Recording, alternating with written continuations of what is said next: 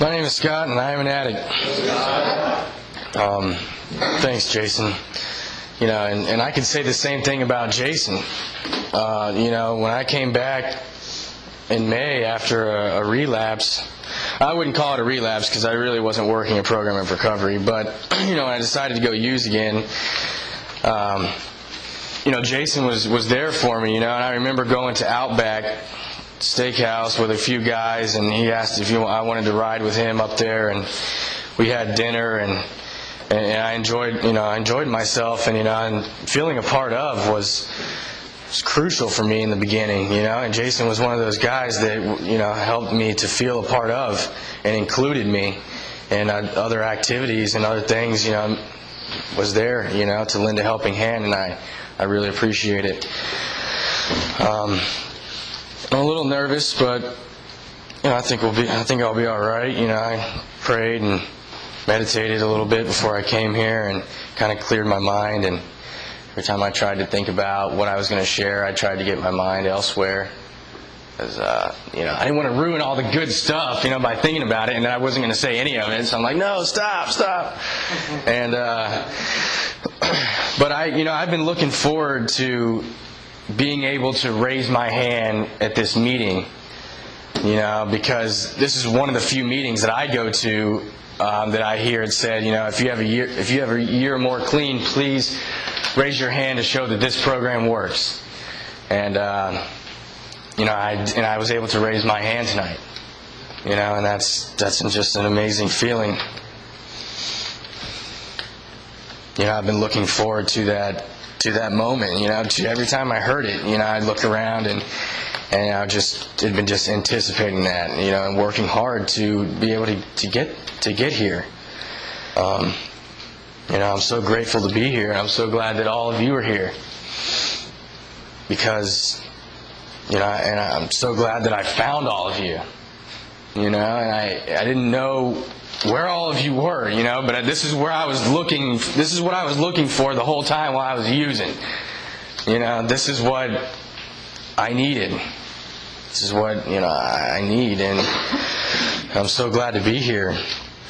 And I want to welcome the newcomers, and whether you're just coming in or for your first meeting or coming back, welcome. And this is the only thing that has ever worked for me. I wanted to stop using for a couple of years. At a certain point, I knew that what I was doing was wrong, and I was tired of it. I'd had enough when I had gotten here.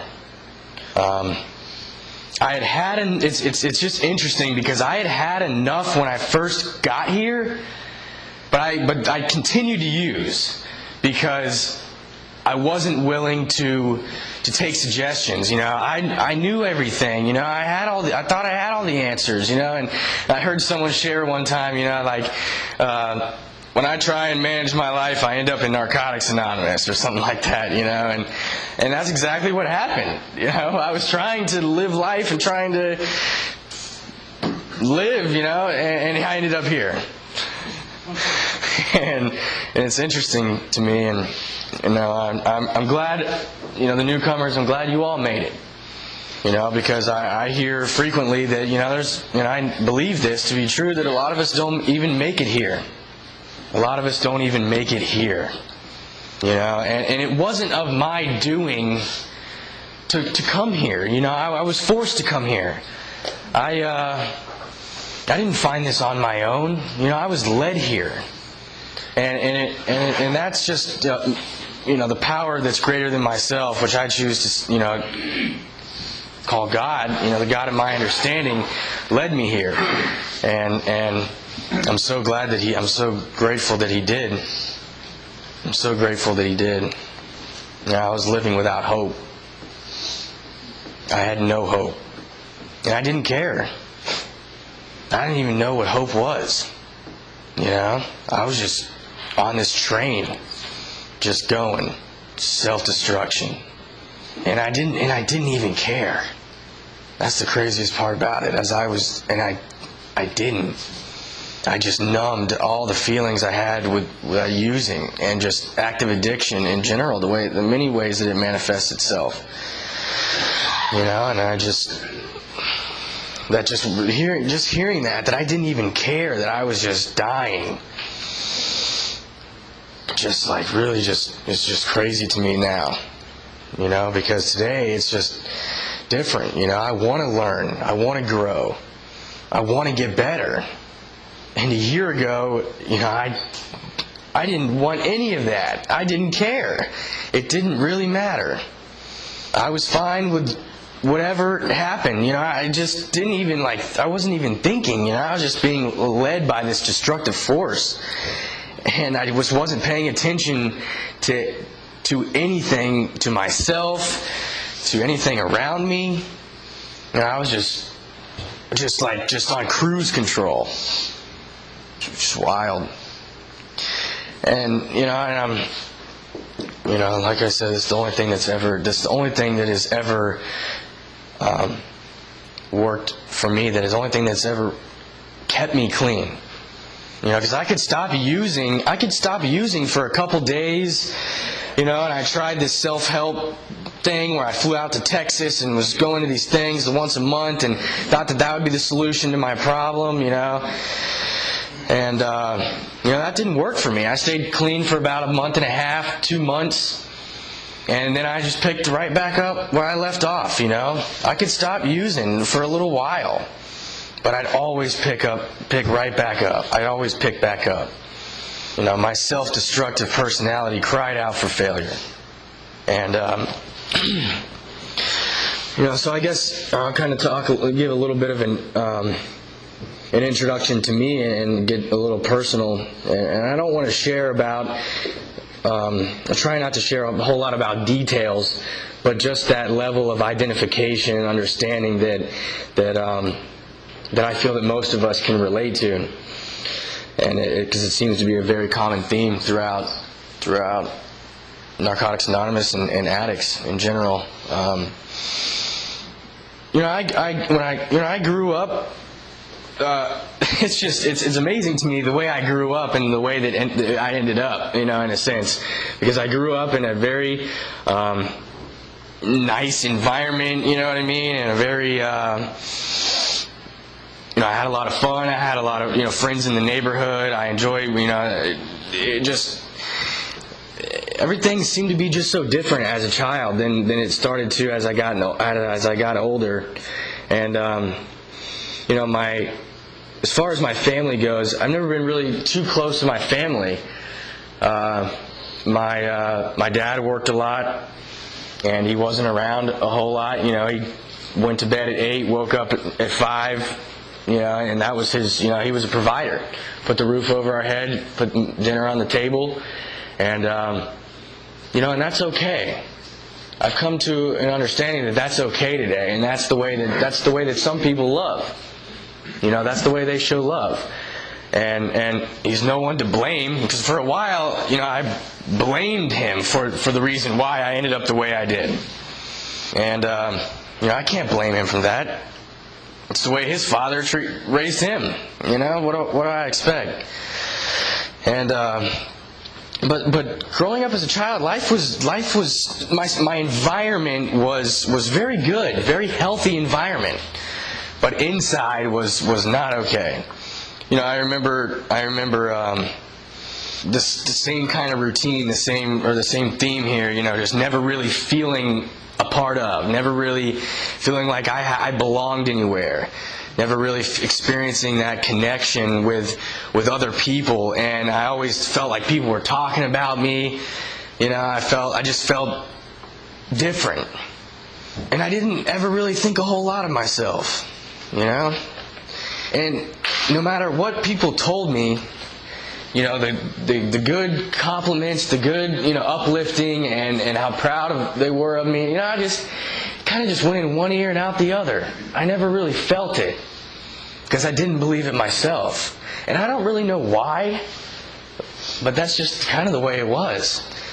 And I remember moved around a lot. A lot of different, 2 different elementary schools and 2 different middle schools, and when I went to one, then I went to another, and then the other kids that I started to get around close with went to another one, and then I came back, and all these people were unfamiliar, and I don't know if that had anything to do with it, or I'm just an addict, and this is the way I felt, and I don't know, even if I would have stayed in the same school, who knows? I can blame it on these things, I can say that it was probably because of this, but, more than likely it's just because I'm an addict, based on what I've heard from other people.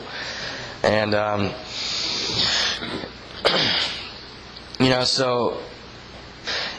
remember just, I've shared this with another person, the way that I best can describe it, I guess, is that I didn't have a lunch table, I never had a lunch table at school where I just felt completely comfortable. I always wanted to sit at the cool people's lunch table. Because they all looked happy and they were having a good time and they were all laughing and enjoying themselves, and I wanted to be cool, I wanted to, how can I get to that table? But I was over here at this table, and I was smart, and I was in these, AP classes, and I wasn't doing very well, but leading up to that, in elementary school, middle school, and my first year of high school, I did really well, and so I was on that track to be in those classes, and then I got in those classes, and I was the screw up in those classes. I was the guy that was in those classes that looked like he didn't belong. Because I had just started giving up.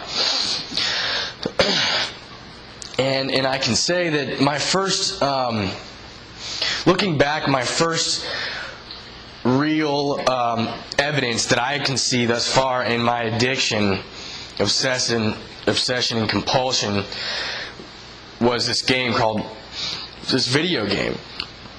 And I couldn't stop. I couldn't get enough of this game. I just couldn't get enough of it. I'd skip school. I'd start just, where have you been, dude? I feel like I haven't seen you in weeks. And I don't even know, but I'd go to school and I'd think about it all day long, and I'd come home from school and I'd start playing this game until I went to bed. I didn't do any homework. I came home, and I went to bed. I woke up in the morning, tried to get an hour in before I went to school, and it was like that. And that started my sophomore year, and that's when it just, things just started plummeting, and I was just in the grip of that, in the grip of my addiction, and that's when it first just manifested itself, and I couldn't stop. That's all I could think about. And I had all these friends, and I got involved with a group of friends that played online video games, and then I started experiencing that and enjoying that. We'd go out to eat lunch, and then we'd talk about it the whole time, and okay, I'll see you online, and we'd all go separate ways, and we'd all go back to, our houses and talk online and play this game, right? And that was really the first time I had found a group of friends and feeling a part of was this common bond that we could all bond with, was that game, that I felt. And I felt okay when I was playing that game, and I didn't have to face reality. And I didn't care about anything else. I didn't care that my schoolwork wasn't done. Because prior to that, one of the main reasons I did my homework is the fear of what the teachers and students would think about me. But I started playing this game, and I didn't care anymore. I didn't care what the teachers thought. And they'd come up to me, and they'd get caught for cheating and all these different things. And, I'd experience but I didn't really care. I didn't anymore, and I'd gotten in the grip. And things just went by the wayside. My values, the way that I truly believed and how I think I should behave, just went out the window. And so I had my senior year, I had my first drink, and that first drink just really is interesting to me because it really plays out that first time is just like, telescope into the rest of my addiction, because I don't remember anything. I just blacked out, don't remember nothing. And that's how it was for the remainder of my using. That's how it was. I was the guy that everyone talked about the next day, and remember when you did this, remember when you did that, that was hilarious. And I didn't remember nothing. Anything. Bits and pieces.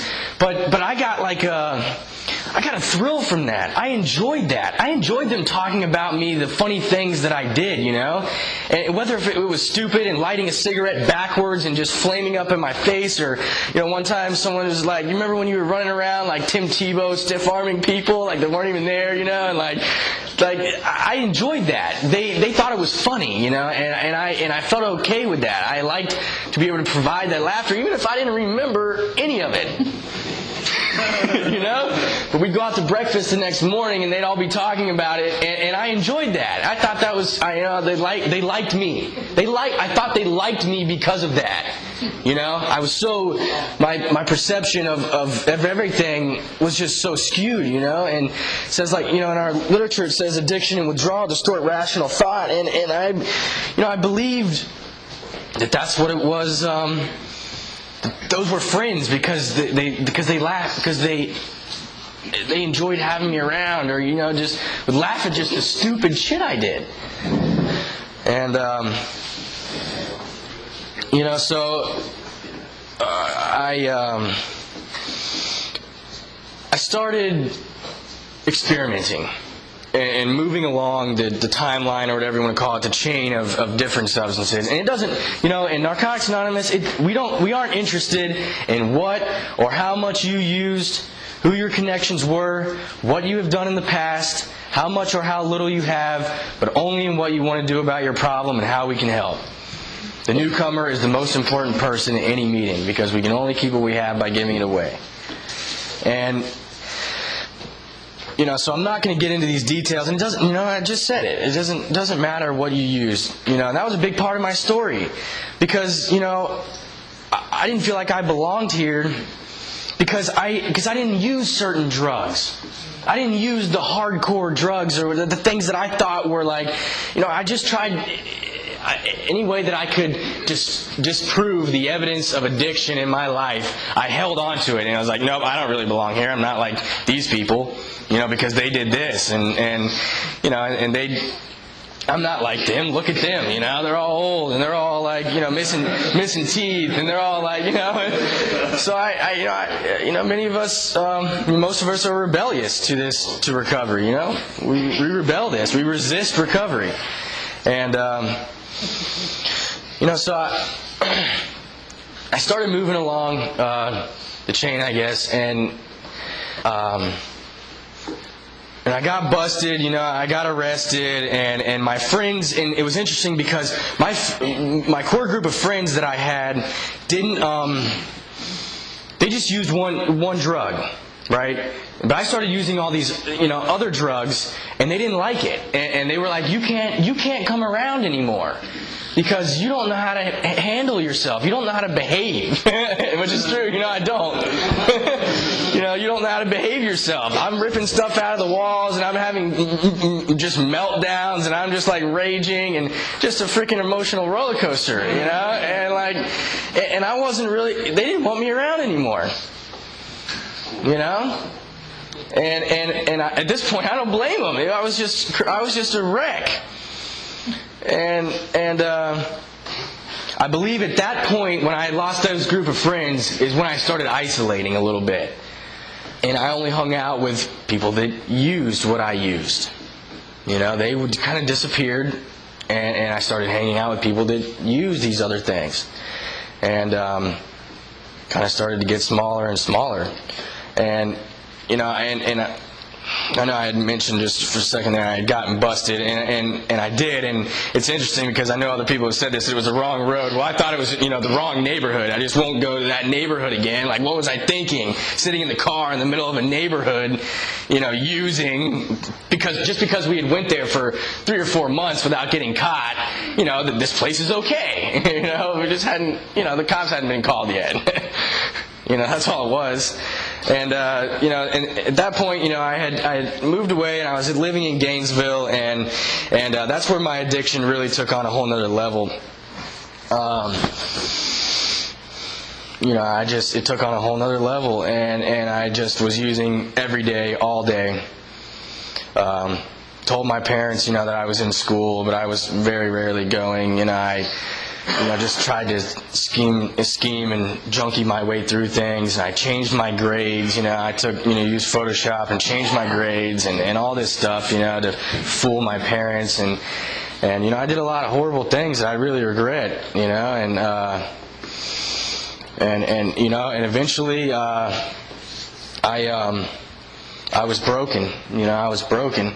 And I had this spiritual experience in my car, and I just had this meltdown. And I heard these, I was listening to the radio, and these songs were just speaking to me. And one of the songs was, you're never going to be alone. And there's a couple other ones, and they were just talking to me, And I was just crying, just sobbing in my car, and I'd had enough. I just couldn't go on like this anymore.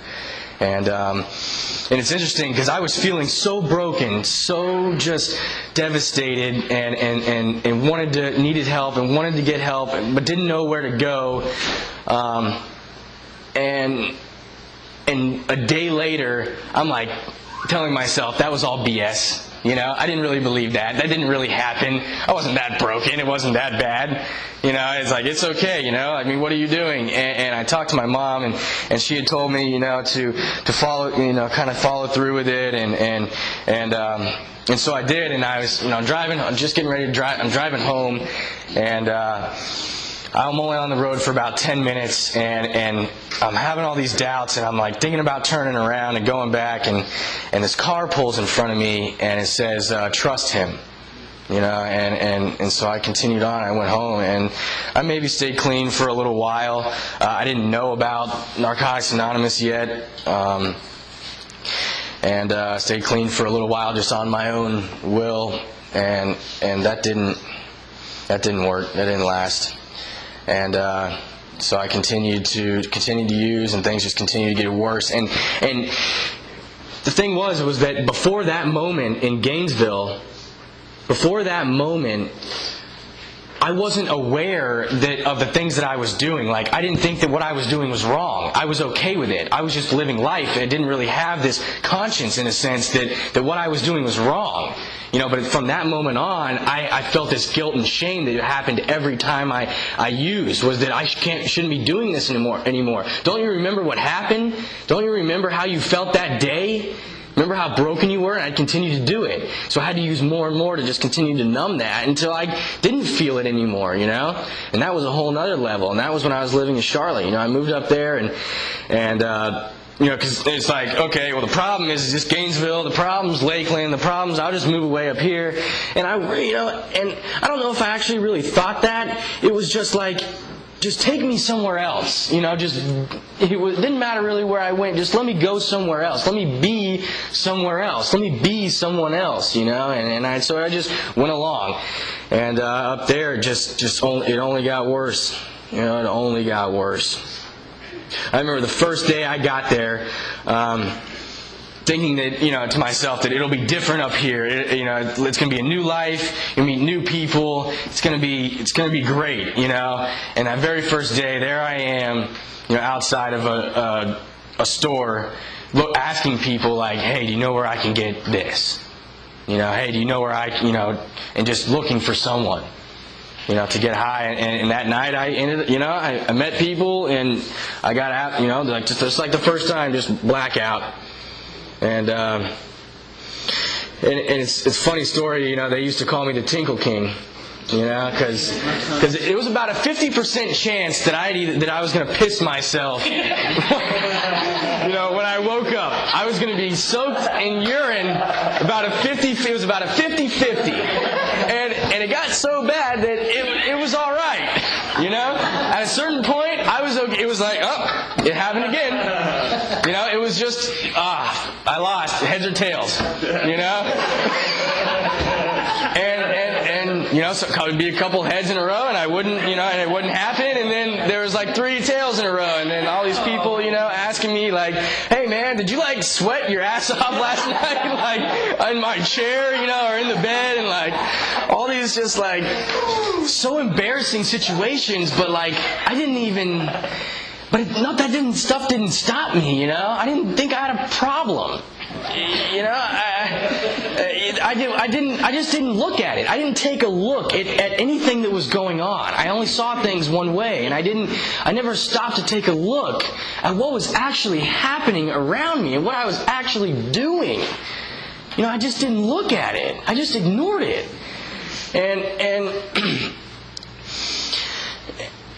And so I reached another place where I was just broken again and so lost, and I got arrested again and just so broken and just didn't know what to do. And if it wasn't for my family and God, I don't know if I would have made it back from there, and I'm so grateful I made it back because, I started coming back here and I just, another recovering addict, brought me to a meeting, and I was at Westminster and it was at Westminster, and like I said, I didn't feel a part of. I didn't necessarily want to be here, but I knew I couldn't stop, and I knew everything would just become a wreck. And stayed clean for a little while, and I went to a Rays game, and I used there, and hadn't used in a little bit, and I had another emotional just breakdown, basically where I could no longer deny just what my addiction had become and what was going on in my life, and just this absolute meltdown, and just everything just resurfaced, and at that moment, I came in and I started coming to meetings, I'm going to do this thing, but I'm only going to just come to meetings. I'm not going to take all the suggestions because I don't need to do all of that. I'll just come to meetings and I'll be all right. So I came to meetings and came alone and left alone and didn't really talk to anybody, and and had 5.5 months, and I used again because I was only willing to do this much, and even if I had enough, because I sincerely did, but what was I willing to do differently, and so in May I came back in, and with my tail between my legs, and I was afraid to come back. I was really afraid to come back and face all of you people and what they're going to think about me and all this stuff, and all that happened when I came back was, man, we're glad you made it back.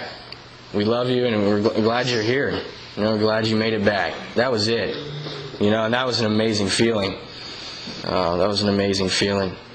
And, I went to 90 meetings in 90 days, and I got a sponsor, and I started working the steps, and I started reading the literature, and I started connecting with the people in here, and sharing at meetings and talking to people after the meeting, and I got a commitment. I started opening the meetings. I started making coffee.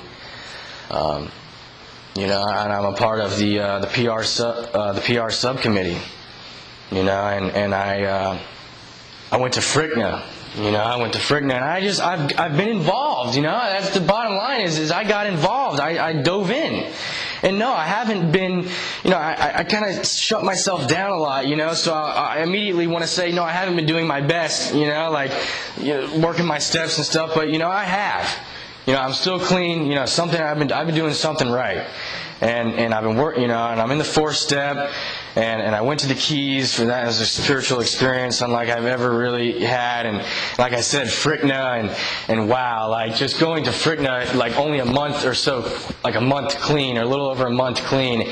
And I was reading the Just for Today yesterday, and it said, and the topic was keep coming back. And I just remember being inside of this huge room with just over 1,000 addicts, and all of us just standing in this, or right after the clean time countdown, where they talk about, you have X amount, 50 years clean, 20 years clean, all the way down to a day. And once it gets down to 30 days or something like that, the entire room just lights up and just starts just screaming, keep coming back, keep coming back. And it's just so powerful, and jumped into that and just dove in this thing, and I hear heard it said many times, dive into this thing like your life depends on it, because it does. And here I am. I have a year and a day clean, and that's my story. And that's the things that I've done in order to get and stay clean, and also to recover. Honesty, open-mindedness, and willingness. With these, we are well on our way. Thanks for letting me share.